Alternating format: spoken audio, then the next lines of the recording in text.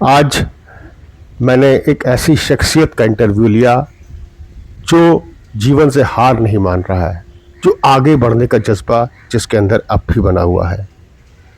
Cricket छोड़ने के बाद अपनी जॉब पे कंसंट्रेट किया और उसके बाद आज खूब रनिंग कर रहे हैं, एक्सरसाइज कर रहे हैं और कितने अच्छे लगते हैं जब इनके साथ रनिंग करिए, एक्सरसाइज करिए। तो आज का ये वीडियो आपके लिए प्रेरणादायक है, आप इससे जुड़िए और देखिए ऐसे शख्स को। गुड मॉर्निंग दोस्तों, एक नई सुबह, एक नई ताजगी के साथ आपका अपना पीयूष पांडे आपसे जुड़ता हुआ। मैं लखनऊ का हूं और लखनऊ की क्रिकेट कहानी आपको सुनाता हूं, लखनऊ के सीनियर खिलाड़ियों से आपको जोड़ता हूं। इसी श्रृंखला में आज हमारे साथ पॉल सर आए हैं। मैं अपना परिचय दे दूं, मेरा नाम पीयूष पांडे है। मैं पूर्व रणजी ट्रॉफी खिलाड़ी रहा हूं, इंडिया अंडर 19 से पाकिस्तान का दौरा किया था और यूपी अंडर 19 टीम का कप्तान रहा हूं। मैं ऐसे शख्स, ऐसी शख्सियत को आपके सामने लाता हूं जिनसे आप सीखिए कैसे आपको आगे बढ़ना है। जो जर्नी आज आप शुरू कर रहे हैं, ऐसे ही हमारे खिलाड़ी लोगों ने भी शुरू की थी और आज इस मुकाम तक पहुंचे हैं। तो आज मैं पॉल सर का फिर से स्वागत करूंगा और मैं आपको फिर बता दूं, स्पोर्ट्स हॉस्टल कानपुर में ग्रीन पार्क में रहे सर। बेहतरीन बाएं हाथ के गेंदबाज थे और जिसे कहते हैं ना, एक अलग पहचान थे अपनी। कई बार क्या होता है कि कुछ खिलाड़ी आगे रहते हैं तो आप उनको नहीं बीट कर पाते, लेकिन बेहतरीन बॉलर। बहुत कुछ सीखा है सर को, मैंने देखा है। और अपने जूनियर को लगातार समझाते रहना, उनको मोटिवेट करना, बहुत कुछ सीखा मैंने। सर मैं आपको बहुत स्वागत करता हूं और अपनी जर्नी, जो क्रिकेट की जर्नी थी सर, आप खुद बताएंगे तो अच्छा लगेगा। थैंक यू पीयूष, अपने चैनल पे मुझे इनवाइट करने के लिए। और काफ़ी दिनों से मैं देख रहा था, आपने बहुत सीनियर खिलाड़ियों को और बहुत ही अच्छे खिलाड़ियों को आपने अपने चैनल पर बुलाया और उनकी बातें मैंने भी सुनी। और आपका ये चैनल बहुत ही पॉपुलर है हम सब, स्पेशली क्रिकेटर्स के बीच में। एक्चुअली मैंने गाज़ियाबाद से मैं 1978 में लखनऊ आया और उसका फिर 1 साल रोहित साहब के पास रहा। उसके बाद फिर मैं स्पोर्ट्स हॉस्टल कानपुर ज्वाइन किया मैंने 79 में। और मेरे साथ में उस समय बहुत ही मेरे सीनियर खिलाड़ी, तो अगर उनका बार बार नाम लेना क्या है, वो तो अपने आप में थे, बहुत ही अच्छे खिलाड़ी थे।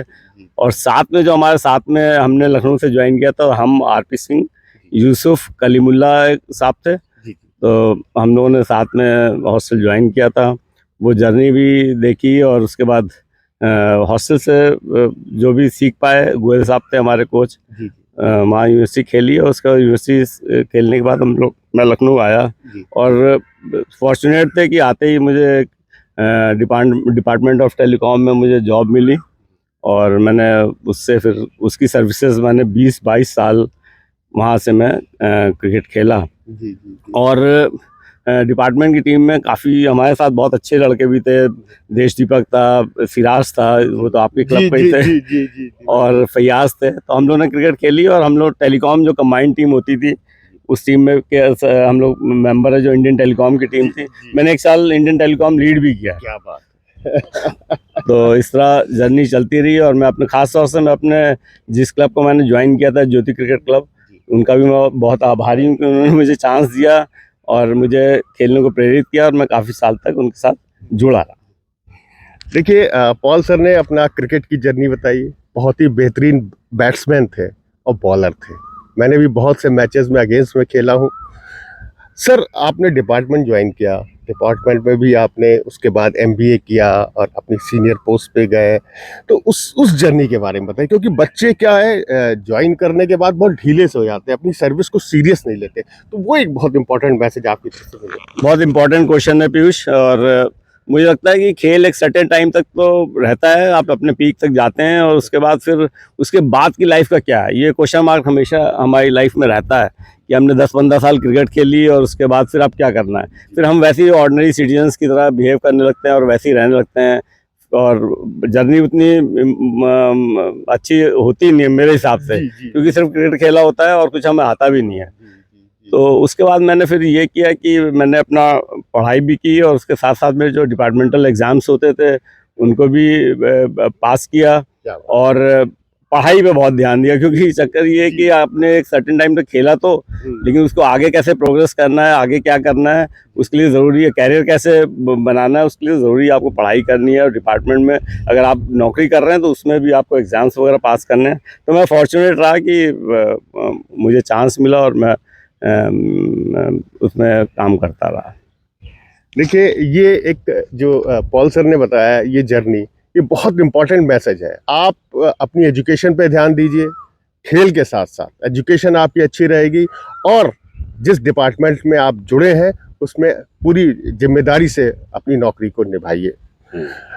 पॉल भाई, एकाएक मैं आपके करेक्टर में मैंने देखा एक यू टर्न लिया आपने अपनी फिटनेस, मुझे ऐसा लग रहा है आपने लगातार बना के रखी होगी, क्योंकि आज ये अभी मैं सेकंड पार्ट में इस वीडियो में लाऊंगा सर की वो जर्नी जो इन्होंने शुरू की है।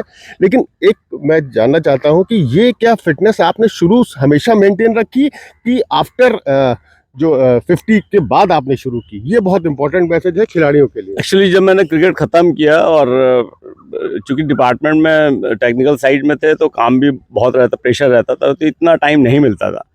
मैंने ये सोचा कि मैंने कहा कुछ ना कुछ तो करना ही है, क्योंकि खेल तो अब 40 के बाद उतना रहता नहीं है।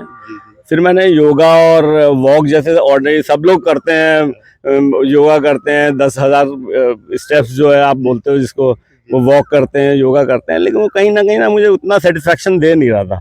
मुझे लग रहा था कि अभी नहीं, इससे ज़्यादा भी हम फिट हो सकते हैं, इससे ज़्यादा भी हम कर सकते हैं, अभी हमारे पास टाइम है।